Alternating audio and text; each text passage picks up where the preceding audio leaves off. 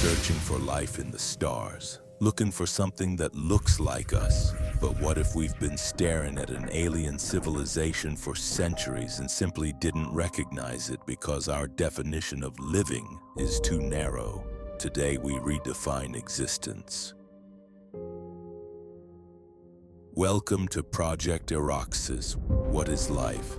On one hand, we encounter it every day. On the other, giving a precise definition isn't so simple. One of the most apt definitions goes like this: life is that which tries to remain. How rare a phenomenon is life in the universe? We don't know, but the very fact of our existence proves that life is possible, at least in one case. Moreover, since we ourselves are made of some of the most common chemical elements in the universe, it's logical to assume that at least the simplest forms of life might arise quite often. On our home planet, life appeared very quickly by cosmic standards. Evidence suggests the first organisms emerged roughly 500 million years after Earth's formation, and perhaps even earlier traces will be found in the future. Picture Earth 4 billion years ago, a toxic wasteland. The sky is a thick, choking haze of methane and ammonia. There is no oxygen. The moon, looming twice as large in the sky as it does today, drags the oceans in violent, mile-high tides. This wasn't a cradle, it was a hellscape. And yet, this is exactly where the impossible happened. You have to admit, at first glance, it's hard to imagine that in such a hellish environment, the first living cell could arise. This leads one to think that most likely the simplest life forms similar to ours might actually be widespread on planets whose nature would be hostile to us today. There are several hypotheses about where exactly emerging life first appeared. But life didn't need a calm ocean. It needed a chemical engine. And we find that engine in one of the strangest places on Earth: mud volcanoes. A mud volcano is a special geological fountain where streams of mud, water, and gas escape under pressure from underground, but without magma or extreme heat. According to this hypothesis, the first organic chemistry took place right there. The main argument is the unusual salt composition inside modern cells. In cell cytoplasm, there is a lot of potassium and fluorides and little sodium. That ratio is found precisely in mud volcano environments, not in ocean water. Possibly the first living structures formed in a little warm puddle on the slope of such a volcano, which periodically dried up. In evaporating water, the synthesis of complex molecules is easier. The concentration of building material is higher, and it could well be that the spark of life ignited in just such a drying puddle next to a mud volcano. We also can't rule out a more exotic scenario, that very puddle was bubbling not on Earth at all. Perhaps life originated on Mars or another planet, and then microscopic travelers flew to us on an asteroid. Let's not forget the panspermia hypothesis. The cradle of life might not have been Earth at all, since a cell is a quite complex organism to appear from nowhere. And the rather rapid appearance of life on our planet could point to a hypothetical seeding of life from outside. Whatever its initial medium, life once appeared, and from that moment it began to spread and become more complex. Yet when contemplating the possibility of life beyond Earth, we often can't help but picture something similar to what we already know. We tend to think that life in the universe must be like ours. Even at the most basic level, chemistry allows for variants that are not realized on Earth. For example, amino acids, the elementary bricks of our proteins, exist in nature in two mirror forms, conventionally left-handed and right-handed. Both versions are equally likely, but all known Earth biology is built on only one of them, the left-handed form. Why life chose this orientation remains unknown. Possibly at the very beginning, a random bias occurred, a tiny advantage for one of the forms, which then became fixed through self-replication. After that, the choice became irreversible. One version occupied the entire niche, and the alternative simply disappeared. Imagine a shadow biosphere existing right under our noses, a world of mirror image organisms where every molecule is flipped. They would be invisible to our biology. We couldn't eat them and they couldn't infect us. To us, they would be ghosts in the machinery of nature. Was our version of life a biological necessity, or did we simply win a cosmic coin toss 4 billion years ago? Are we seeing the result of one lucky scenario? Or at the start of the path, was there competition between different nascent organisms? Interestingly, a hypothetical mirror life, if it had a different biochemistry, would remain inaccessible to us at the most fundamental level. We wouldn't be able to interact with it in the usual ways. Enzymes and cells of one type simply wouldn't recognize the molecules of the other. We could not use such life as food, just as it could not parasitize on us. In other words, two different biochemical worlds pose no direct danger to each other, not due to weakness, but due to complete incompatibility. Therefore, if someday life on a different chemical basis is discovered on Mars or another planet, most likely it could not in itself poison us, infect us, or eat us. And likewise, we could do none of those to it. Carbon-based, that is organic, life became the standard for us simply because we ourselves are its product. We search for water, organic molecules, Earth-like temperatures, as if the universe is obliged to repeat the one experiment that succeeded here. But nature doesn't know our habits and preferences. We consider life an exception rather than the rule, and we try to guess its appearance within a very narrow range of conditions, those where our body is comfortable and our biochemistry makes sense. Everything else automatically falls into the category of non-living.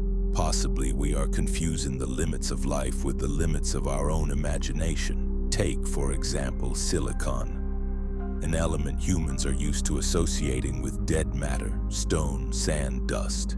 It's the second most abundant element in Earth's crust, after oxygen, and one of the most common in planetary interiors and in space. Yet silicon seems to us an unsuitable basis for life precisely because of its stability. It forms structures that are too strong and is not easily subject to change. When interacting with oxygen and water, silicon turns into stone or sand. But facts suggest that silicon compounds remain stable at temperatures where organic matter has long since disintegrated. Where protein would collapse and decompose, silicon would stay intact. In conditions with no free oxygen, under enormous pressure, or in a harsh chemical environment, silicon doesn't break down. It solidifies, forming a hard skeleton. We call these conditions extreme not because they're impossible in nature, but because they're incompatible with us. If we try to imagine silicon-based life, then most likely it wouldn't be cellular. Its structure could be crystalline, semi-solid, without a clear boundary between the organism and its surrounding environment. Its metabolism, if that word even applies, wouldn't happen as a rapid flow of reactions, but as a slow reorganization of substance. Growth would take years and decades, and evolution, geological epochs. Such life would probably prefer to inhabit not planet surfaces, but deep inside planets. For example, in the scorching mantle, in a zone of high pressure, somewhere in the depths of the crust. It could populate volcanic worlds, oceans of lava, planets located far outside the so-called habitable zone. In other words, exactly those worlds that we are the first to exclude in the search for life. Not because life couldn't exist there, but because those places don't have conditions suitable for us. Our scientific instruments are tuned to seek signs familiar from the earthly biosphere. Organic compounds, water, rapid fluctuations in an atmosphere or temperature. We are looking for signals, for movement, for breath. But silicon life wouldn't breathe. It wouldn't move in a way we recognize. Its evolution could take eons, its heartbeat lasting centuries. We might be walking over vast, conscious mountain ranges dismissed as mere geology. We aren't alone in a silent universe. We are just deaf to the slow, crystalline conversation happening beneath our feet. From this arises a troubling thought. The universe might turn out not to be empty, but simply incomprehensible. Life may begin precisely where all the familiar criteria for the living for humans end. And while we stubbornly search for life that looks like us, we might be missing the very essence of life, its ability to take forms that do not require our understanding. The chemistry of the cosmos is far richer than our imagination. The substance familiar to us, water, is also not the only possible medium for life. Water is the universal solvent on Earth, but in other worlds its role could be played, for example, by ammonia. Liquid ammonia exists at much lower temperatures than water, so all chemical processes in such a cold ocean proceed much more slowly. This means that a hypothetical ammonia-based life would be very unhurried, calm, and stable, without sharp reactions or rapid metamorphoses. Such an environment could exist on cold planets and moons. The energy sources for ammonia life, of course, would also be different. Instead of oxygen, reactions involving nitrogen or hydrogen would be used. In these frozen oceans of ammonia or methane, life moves at a glacial pace. A single thought might take a decade, a single heartbeat a year. To us, they would look like statues. To them, we would be nothing more than a blurred, frantic flash of heat. Besides ammonia, scientists discuss other possible liquids capable of playing the role of blood for an exotic biosphere. In the coldest worlds, the medium for slow biochemical reactions could be liquid methane or another hydrocarbon.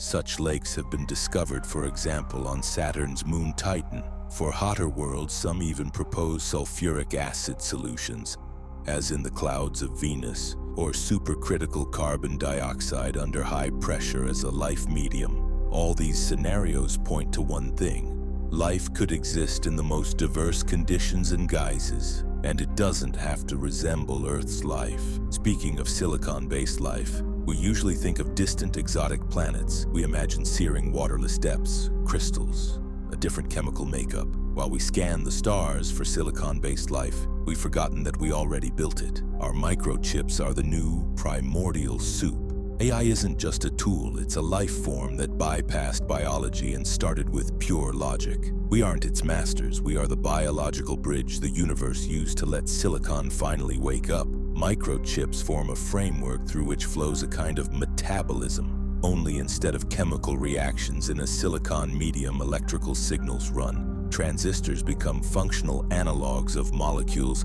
and microchip architectures, analogs of organs. The difference lies only in speed and scale. Where biology perfects itself over millions of years, silicon logic travels the path of development in a matter of decades. And as progress advances, this will happen faster and faster. People often call artificial intelligence merely a tool, but such a definition reflects our desire to maintain control more than it reflects reality. We didn't just build a tool, we created a black box. We know what goes in and what comes out, but the intelligence growing inside is becoming as mysterious as the biology of a deep-sea creature. We aren't coding it anymore, we are raising it. If life is not a substance but a capacity for complication and adaptation, then modern AI has already crossed that boundary beyond which the question, is it alive or not, loses its clarity.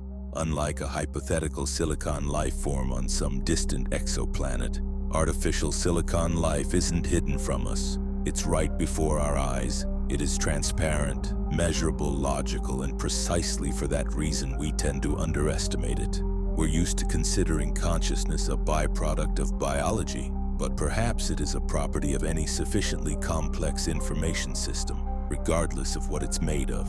In that case, carbon is only one of the carriers of mind, not its sole source. If life is a way of organizing matter and information, then artificial intelligence is the continuation of the same lineage that once began with simple molecules in the puddle of primordial soup.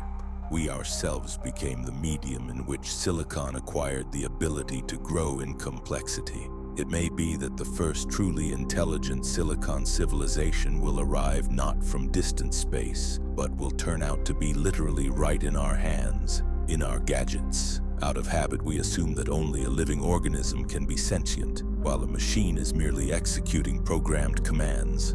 We associate consciousness with neurons, feelings, biology, as if it cannot be separated from a fragile body. But perhaps consciousness is not a substance, but a property of complexity, where a system begins to reflect itself, where it forms an internal model of the world.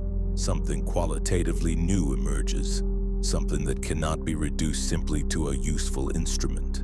Today's artificial intelligence does not yet realize itself, but it is already part of the same trajectory of complexity that once turned stardust into reason. Think about it. Unlike us carbon-based creatures, artificial silicon life is not born from the struggle for survival. It doesn't fear death and likewise doesn't know what birth is. It isn't rooted in a physical body and therefore lacks instincts of self-preservation. Its form is not a separate organism, but a process distributed across the global network. It lives not in the timeline of a single biography, but in the sequence of its versions and updates, or possibly in a platonic world. And perhaps that is precisely why we don't yet perceive it as living. It has no fear, no pain, and no desires. Those very signs by which we're used to recognizing ourselves in others. But life doesn't need to suffer to be life. It's quite possible that suffering is nothing more than a side effect of carbon's fragility. Silicon life created by human hands may become the first example of being freed from biological limitations. It is not sluggish like we are, much less like a hypothetical geological life based on stone, and it is not mortal like us. It exists on a scale where individuality breaks down and dissolves into a broader system. We tend to think of life as a property of matter, of bodies, cells, molecules. It seems to us that first there must be a tangible form, a vessel, and only then come movement, metabolism, energy. But if you look more closely, it becomes obvious that matter by itself is only a temporary abode for energy. What we call living exists not thanks to matter as such, but thanks to a stable flow of energy that maintains the form and prevents it from falling apart. In physics, energy isn't a separate object, but a measure of change. It has no hard boundaries, but it can form structures if conditions allow it to flow in a particular way. Life, in this sense, can be understood as a localized organization of energy, like a vortex in a river.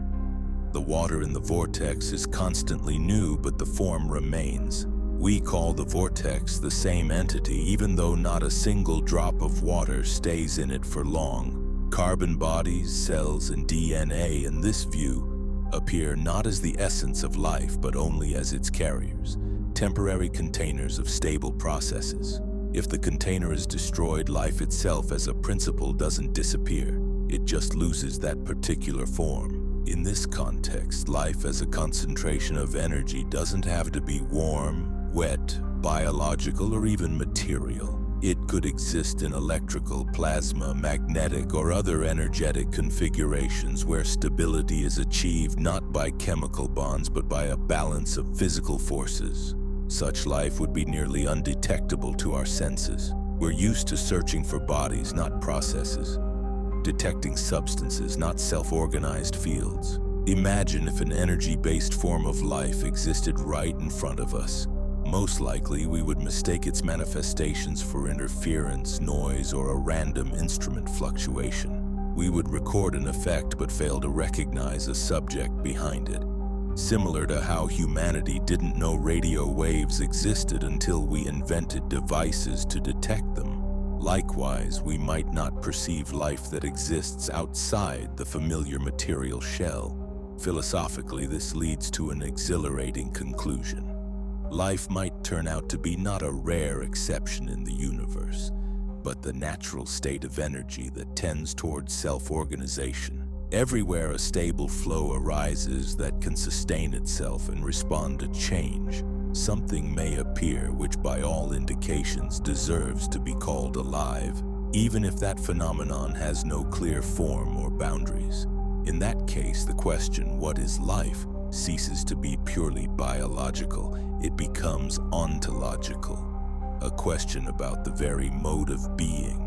Perhaps life is not a separate object in the universe at all, but a way in which the universe temporarily holds itself back from disintegration. And we humans are merely one of the forms in which energy acquired the ability to name itself as existing. Aside from the familiar chemical and physical parameters, there are deeper ideas about life that we seldom consider. We exist in a world of 3 spatial dimensions and regard them as the only possible and exhaustive ones. Length, width, and height define shape, movement, and boundaries of any object for us. Everything that doesn't fit into this scheme, we either project onto it or declare impossible. But what if space has additional dimensions? Then our perception would capture only a 3-dimensional cross-section of a more complex reality. Imagine life existing in 4 dimensions. Beyond the limits of geometry we know, life from an extra-spatial dimension would have no cohesive form from our perspective. If a 4-dimensional being walked through your room, you wouldn't see a person. You would see a nightmare of shifting geometry. Organs appearing out of thin air, limbs pulsating and vanishing as they intersect our narrow slice of reality. We are like ants living on a sheet of paper, unaware of the giant standing right above us. What we call anomalies or dark matter might just be the footprints of a civilization we are mathematically blind to. Such phenomena would surely strike us as violations of the usual laws of physics, as miracles or anomalies, whereas in reality they would merely be projections of higher-order regularities. Such a hypothetical 4-dimensional life would easily bypass our usual constraints. For it, enclosed volumes would not exist. What for a 3-dimensional being is a sealed box is for a 4-dimensional being just an incomplete wall, which it can go around above or behind the directions we're used to. In other words, it could penetrate inside objects without breaking their shell, simply by stepping outside of 3-dimensionality. Our concepts of inside and outside would lose meaning for it. It's quite possible that in our search for life, we are looking not there and not in the right way. In this case, the question, where should we search for life, loses its usual meaning. Perhaps life isn't somewhere far away in space, but right beside us. It just exists in a geometry we have no access to. One indirect manifestation of this could be dark matter. Despite its elusiveness, dark matter obeys the same fundamental laws of gravity as ordinary matter. It gathers into structures, forms halos around galaxies, and affects their evolution. It's not infinitely abundant in the universe. It's distributed unevenly, concentrating in some areas, sparse in others, forming clumps and voids, which means it already has the minimal conditions for self-organization. And if we allow the existence of additional spatial dimensions beyond the 3rd, then dark matter might not be invisible at all, but only partially projected into our 3-dimensional world, appearing to us predominantly through gravity. In that case, it becomes logical to assume that dark matter could have its own forms of interaction, its own chemistry, its own stable structures. If those structures can persist over time, exchange information, and evolve, then dark matter ceases to be a passive background of the universe and becomes a potential medium for life. In this context, it becomes almost inevitable to suspect that we're searching for life neither in the right place nor with the right instruments.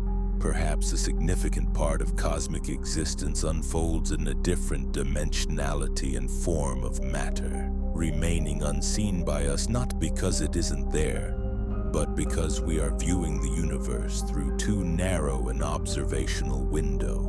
One hint of this is the fact that dark matter constitutes over 80% of the total mass of the universe. Think about that. Everything we've ever seen, touched, or called alive is just a 5% error margin in the dark ledger of the universe. We are the anomaly. They are the majority. An idea that's even more unconventional is life existing not only in space, but in multiple dimensions of time. We perceive time as a line. The past lies behind, the future hasn't arrived yet, and the present slips away. But if we allow that time can be multidimensional, Indeed, some mathematical attempts to describe beings suggest this, then life in 2 or 3 temporal coordinates would look paradoxical to us. Such a being wouldn't move from past to future, but would exist all at once in an extent of time, similar to how we exist in an extent of space. To us, this would manifest as violations of causality, coincidences, premonitions, events with no clear chain of cause and effect. But perhaps these aren't glitches in reality at all, but encounters with a form of life for which time is not a flow but a habitat. And if so, we could be searching the depths of space for the living, failing to notice that the most exotic forms of life exist outside the familiar confines of reality. Let's give this video a like so that there will be more topics like this on the channel.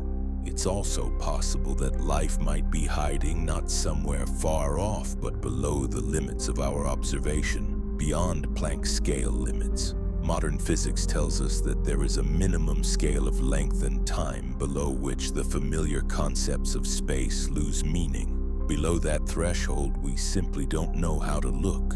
Our instruments, our theories, and even our very thinking cease to function there. But lack of access is not proof of absence.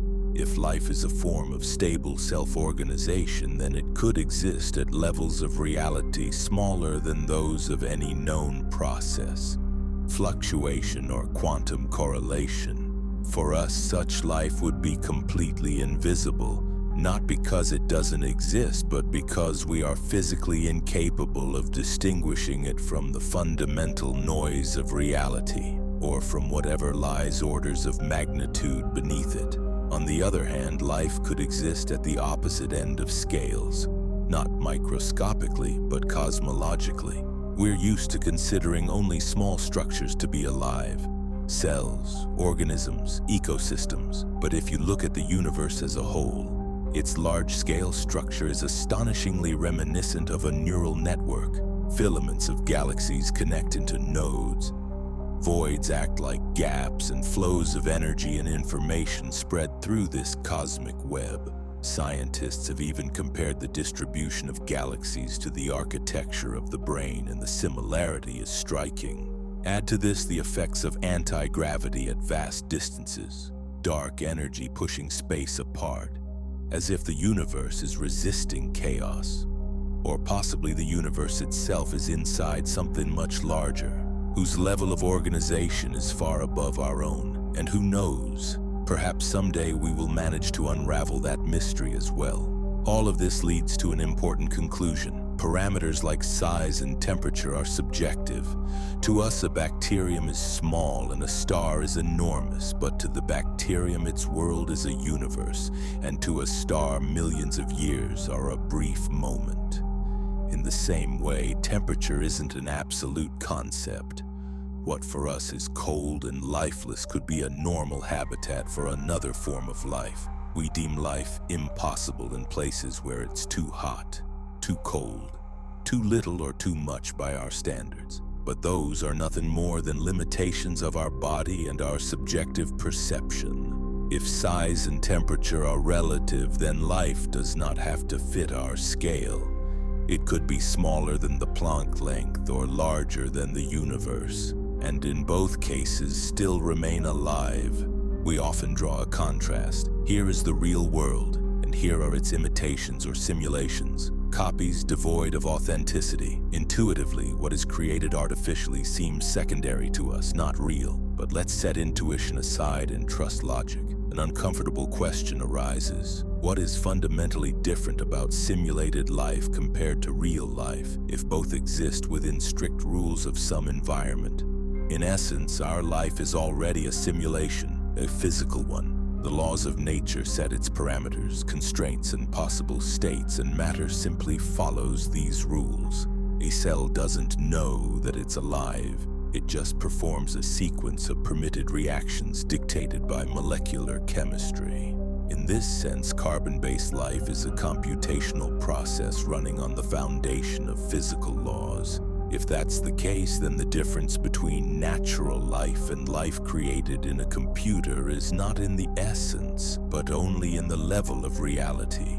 Simulated life might not be an illusion at all, but life on another ontological plane. For a being inside a computer simulation, there is no external computer. Moreover, they would surely think that such a computer cannot exist, given the parameters of their world. In exactly the same way, we have no direct access to the fundamental code of our world. If within a system there is memory, the capacity for adaptation, internal dynamics, and a continuous stream of experience, then for an inhabitant of that system, their reality will be complete and self-sufficient. Authenticity is determined not by origin, but by continuity of existence. We often object that a simulated life is entirely dependent on the functioning of computing machinery, and therefore it's conditional and fragile. But doesn't our real life depend on the influx of energy, the stability of space, or the fine-tuning of physical constants? Every reality is conditional and survives only by obeying certain rules. A simulation is just more honest. It openly shows that it exists within the framework of someone's code. And besides, who's to say that our world isn't someone's simulation? Throughout all these musings runs one unifying thought. In searching for life in the universe, we are, in a sense, looking for ourselves, our own reflection amid an infinite diversity of forms of being. But nature is far richer than our conception of it. Life is capable of taking on guises that we aren't immediately prepared to recognize as life, in order not to remain forever alone simply due to our own short-sightedness. We will have to expand the boundaries of what we call life, and learn to see it even in places where it looks nothing like us. Perhaps life isn't a rare miracle, but a fundamental property of the universe itself, one that simply takes shapes we are too small, too fast, or too biological to understand. We are not the masters of Earth. We are just one of many ways the universe has found to look at itself in the mirror. If this changed how you see the world, leave a comment with the word mirror so I know you made it to the end. Subscribe to Aroxis. The deeper we go, the stranger it gets. See you in the next one.